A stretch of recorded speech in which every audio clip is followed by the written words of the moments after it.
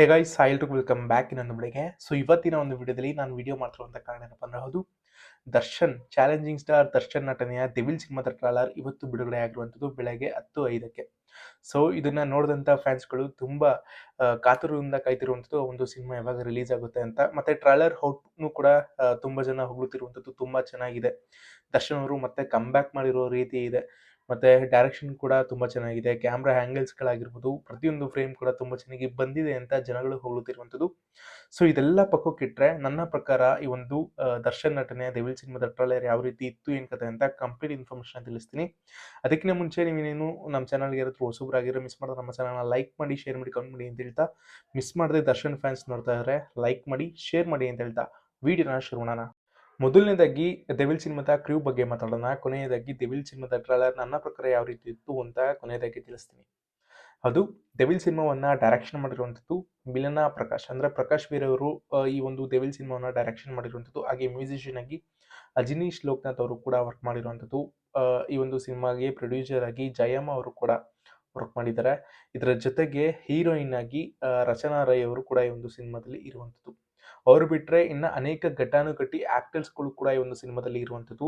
ಈಗ ಆಕ್ಟಿವ್ ಆಗಿರುವಂತಹ ಆಕ್ಟರ್ಸ್ಗಳ ವಿಚಾರಕ್ಕೆ ಬಂದ್ರೆ ಹೌದು, ಬಿಗ್ ಬಾಸ್ ಮನೇಲಿ ಇರುವಂತಹ ಗಿಲ್ಲಿ ನಟ ಅವರು ಕೂಡ ಈ ಒಂದು ಸಿನಿಮಾದಲ್ಲಿ ಲಭ್ಯವಿರುವಂಥದ್ದು. ವಿನಯ್ ಆಗಿರ್ಬೋದು, ಅಚ್ಯುತ್ ಕುಮಾರ್ ಆಗಿರ್ಬೋದು, ಮತ್ತೆ ನಮಗೆ ಗೊತ್ತಿಲ್ಲದೆ ಇರುವಂತಹ ಕ್ಯಾರೆಕ್ಟರ್ಸ್ಗಳು ಕೂಡ ಈ ಒಂದು ಸಿನಿಮಾದಲ್ಲಿ ಒಂದು ಮೇನ್ ಪಾತ್ರಗಳನ್ನ ಪ್ಲೇ ಮಾಡ್ತಿರುವಂಥದ್ದು. ಸೊ ಅದೆಲ್ಲ ಹೋಗಿ ನೀವು ಫಿಲ್ಮಿ ಬೀಟ್ ಇಲ್ಲಾಂದ್ರೆ ಬುಕ್ ಮೈ ಶೋ ಅಲ್ಲಿ ಆ ಒಂದು ಲೀಸ್ಟ್ನ ನೋಡ್ಕೋಬೋದಾಗಿರುತ್ತೆ. ಸೊ ಇದೀಗ ಈ ಒಂದು ಸಿನಿಮಾದ ಟ್ರೈಲರ್ನ ರಿವ್ಯೂ ಕಡೆಗೆ ಬಂದ್ರೆ ನನ್ನ ಪ್ರಕಾರ ನನಗೆ ಈ ಒಂದು ಡೆವಿಲ್ ಸಿನಿಮಾದ ಟ್ರೈಲರ್ ತುಂಬಾ ಇಷ್ಟ ಆಯಿತು. ಯಾಕೆ ಅಂತ ಹೇಳಿದ್ರೆ ಈ ಒಂದು ಡೆವಿಲ್ ಸಿನಿಮಾದಲ್ಲಿ ನಮ್ಮ ದರ್ಶನ್ ಅವರ ಲುಕ್ ತುಂಬಾನೇ ಚೇಂಜ್ ಆಗಿದೆ. ಈ ಹಿಂದೆ 2 ಸಿನಿಮಾಗಳು ನೋಡಿದ್ರೆ ಕ್ರಾಂತಿ ಆಗಿರ್ಬೋದು ಮತ್ತೆ ಯಾವುದು ಕಾಟೇರ ಆಗಿರ್ಬೋದು. ಸೊ ಆ 2 ಸಿನಿಮಾಗಳಲ್ಲೂ ಕೂಡ ದರ್ಶನ್ ಅವರು ವಿಭಿನ್ನವಾಗಿ ಕಾಣಿಸ್ಕೊಂಡಿದ್ರು.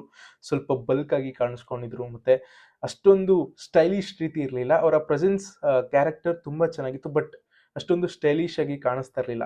ಸೊ ಇದೀಗ ಈ ಒಂದು ಸಿನಿಮಾದಲ್ಲಿ ನಮ್ಮ ದರ್ಶನ್ ಅವ್ರನ್ನ ನೋಡಿದ್ರೆ ಹಳೆಯ ದರ್ಶನ್ ಸ್ವಲ್ಪ ನೆನಪಾಗ್ತಾರೆ. ಮತ್ತೆ ಕಮ್ ಬ್ಯಾಕ್ ಮಾಡ್ತಿರುವಂತ ರೀತಿ ನಮಗೆ ಈ ಒಂದು ಸಿನಿಮಾದಲ್ಲಿ ನಮ್ಮ ದರ್ಶನ್ ಅವರು ಕಾಣಿಸ್ಕೊಂತಾರೆ. ಇದೊಂದು ಪ್ಲಸ್ ಪಾಯಿಂಟ್. ತುಂಬಾ ಜನಕ್ಕೆ ಈ ಒಂದು ಸಿನಿಮಾದಲ್ಲಿ ದರ್ಶನ್ ಅವರ ಲುಕ್ ಆಗಿರ್ಬೋದು, ದರ್ಶನ್ ಅವರ ಗೆಟಪ್ ಆಗಿರ್ಬೋದು, ಪ್ರತಿಯೊಂದು ಕೂಡ ತುಂಬಾ ಜನಕ್ಕೆ ಇಷ್ಟ ಆಗಿದೆ. ಇದೊಂದು ಪ್ಲಸ್ ಪಾಯಿಂಟ್ ಈ ಒಂದು ಸಿನಿಮಾ ಗೆಲ್ಲೋದಕ್ಕೆ. ಮತ್ತೆ ದರ್ಶನ್ ಅವರು ಒಂದಷ್ಟು ಕ್ಯಾರೆಕ್ಟರ್ಸ್ಗಳನ್ನ ಈ ಒಂದು ಸಿನಿಮಾದಲ್ಲಿ ಕಾಣಿಸ್ಕೊಳ್ಳೋ ರೀತಿ ಈ ಒಂದು ಟ್ರಾಲರ್ನಲ್ಲಿ ಹೇಳಿರುವಂಥದ್ದು. ಒಂದೊಂದು ಕ್ಯಾರೆಕ್ಟರ್ಸ್ಗಳ ಬಗ್ಗೆ ಹೀರೋಯಿನ್ ಅವರು ದರ್ಶನ್ ಅವರ ಕ್ಯಾರೆಕ್ಟರ್ ಬಗ್ಗೆ ಮಾತನಾಡಿರುವಂಥದ್ದು ಕ್ಲಿಯರ್ ಆಗಿ ನೋಡಿದ್ರೆ ಗೊತ್ತಾಗುತ್ತೆ. ಸೊ ಹಾಗೆ ವಿನಯ್ ಅವರು ಕೂಡ ಈ ಒಂದು ಸಿನಿಮಾದಲ್ಲಿ ಕಾಣಿಸ್ಕೊಂತಿದ್ದಾರೆ. ಒಂದು ಚಿಕ್ಕ ಪ್ರೆಸೆನ್ಸ್ ಅಲ್ಲಿ ನಮ್ಮ ಗಿಲ್ಲಿ ನಟ ಅವರು ಕೂಡ ಕಾಣಿಸ್ಕೊಂತಿರುವಂಥದ್ದು. ಸೊ ನಾನು ಇಲ್ಲಿ ಆಕ್ಚುಲ್ ಆಗಿ ಮಾತಾಡ್ಬೇಕಾಗಿರುವಂಥದ್ದು ಏನಪ್ಪಾ ಅಂದ್ರೆ ಈ ಒಂದು ಸಿನಿಮಾದ ಫ್ರೇಮ್ನ ಬಗ್ಗೆ. ಪ್ರತಿಯೊಂದನ್ನು ಕೂಡ ತುಂಬಾ ಚೆನ್ನಾಗಿ ಶೂಟ್ ಮಾಡಿದ್ದಾರೆ. ಮತ್ತೆ ದರ್ಶನ್ ಅವ್ರನ್ನ ಅದೇ ಒಂದು ಆಂಗಲ್ ನಲ್ಲಿ ಶೂಟ್ ಮಾಡಬೇಕು ಅನ್ನೋ ರೀತಿಲಿ, ಮತ್ತೆ ಜನಗಳಿಗೆ ಒಂದು ಪಕ್ಕಾ ಶೂಟ್ ಮಾಡಿದ್ದಾರೆ, ಕರೆಕ್ಟ್ ಆಗಿ ತೋರಿಸಿದ್ದಾರೆ ಅನ್ನೋಂಥ ರೀತಿ ನಮ್ಮ ಸಿನಿಮ್ಯಾಟೋಗ್ರಾಫರ್ ಆಗಿ ಸುಧಾಕರ್ ಅವರು ಈ ಒಂದು ಸಿನಿಮಾದಲ್ಲಿ ನಮ್ಮ ದರ್ಶನ್ ಅವ್ರನ್ನ ತೋರಿಸಿರುವಂಥದ್ದು. ದರ್ಶನ್ ಅವ್ರನ್ನ ಮಾತ್ರ ಅಲ್ಲ, ಈ ಒಂದು ಸಿನಿಮಾದಲ್ಲಿ ಯಾರ್ಯಾರೆಲ್ಲ ಆಕ್ಟ್ ಮಾಡಿದ್ರಲ್ಲ ಪ್ರತಿಯೊಬ್ಬರನ್ನು ಕೂಡ ತುಂಬಾ ಚೆನ್ನಾಗಿ ತೋರಿಸಿರುವಂಥದ್ದು. ಸಿನಿಮಾಟೋಗ್ರಾಫರ್ ಸುಧಾಕರ್ ಅವ್ರಿಗೆ ಒಂದು ಆಟ್ಸ್ ಆಫ್ ಅಂತ ಹೇಳೋದು ತಪ್ಪಾಗಲ್ಲ. ಹಾಗೆ ಈ ಒಂದು ಸಿನಿಮಾದ ಮ್ಯೂಸಿಕ್ ವಿಚಾರಕ್ಕೆ ಬಂದ್ರೆ ಹೌದು, ಮ್ಯೂಸಿಕ್ ಕೂಡ ತುಂಬಾ ಚೆನ್ನಾಗಿದೆ. ಅಜನೀಶ್ ಲೋಕನಾಥ್ ಅವರು ತುಂಬಾ ಚೆನ್ನಾಗಿ ಮ್ಯೂಸಿಕ್ನ ಮಾಡಿರುವಂಥದ್ದು. ಸ್ವಲ್ಪ ಜನ ಇದನ್ನ ಕಾಪಿ ಅಂತ ಹೇಳ್ತಿದ್ದಾರೆ, ನನ್ಗೆ ಗೊತ್ತಿಲ್ಲ, ಬಟ್ ಮ್ಯೂಸಿಕ್ ತುಂಬಾ ಚೆನ್ನಾಗಿದೆ. ಹಾಗೆ ಈ ಒಂದು ಸಿನಿಮಾದ ಡೈಲಾಗ್ಸ್ ವಿಚಾರಕ್ಕೆ ಬಂದ್ರೆ ಹಳೆಯ ಡೈಲಾಗ್ಸ್ಗಳು ಕೂಡ ನಮ್ಮ ದರ್ಶನ್ ಅವರು ಮಾತಾಡಿರುವಂಥದ್ದು ಒಂದು ಬೇಸ್ ವಾಯ್ಸ್ ಅಲ್ಲಿ, ಅದು ಕೂಡ ತುಂಬಾ ಜನಕ್ಕೆ ಇಷ್ಟ ಆಗುತ್ತೆ. ಒಂದೊಂದು ಕ್ಯಾರೆಕ್ಟರ್ ಅಂದ್ರೆ ದರ್ಶನ್ ಅವರ ಪರ್ಸೆಪ್ಷನ್ಗೆ ಮೀರಿದಂತ ಒಂದು ವಾಯ್ಸ್ ಅಲ್ಲಿ ಮತ್ತೆ ಕೊಟ್ಟಿರುವಂಥ ಡೈಲಾಗ್ಸ್ ಆಗಿರ್ಬೋದು ಪರ್ಫೆಕ್ಟ್ ಆಗಿ ಸೂಟ್ ಆಗ್ತಾ ಇದೆ ಅಂತ ನಂಗೆ ಅನ್ಸುತ್ತೆ. ಆಮೇಲೆ ಇದಕ್ಕಿಂತ ಮುಂಚೆ ಒಂದು ಕಾಂಟ್ರವರ್ಸಿ ಬಂದಿತ್ತು ಡೆವಿಲ್ ಸಿನಿಮಾದಲ್ಲಿ.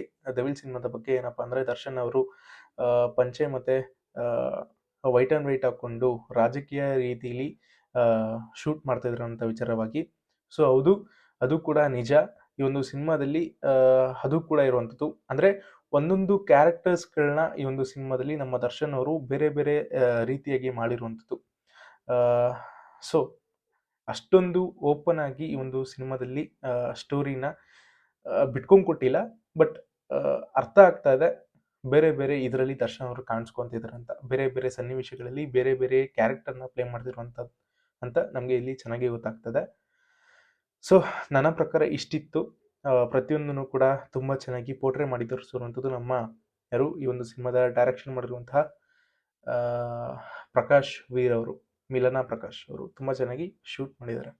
ವಿಡಿಯೋ ಅಂದ್ರೆ ಇನ್ಫಾರ್ಮೇಟಿವ್ ಇದ್ರೆ ಮಾತ್ರ ಮಿಸ್ ಮಾಡಲ್ಲ, ಲೈಕ್ ಮಾಡಿ, ಶೇರ್ ಮಾಡಿ, ಕಮೆಂಟ್ ಮಾಡಿ ಅಂತ ಹೇಳ್ತಾ ಸಿಗೋಣ ಮತ್ತೆ ಮುಂದಿನ ವಿಡಿಯೋದಲ್ಲಿ. ಬಾಯ್.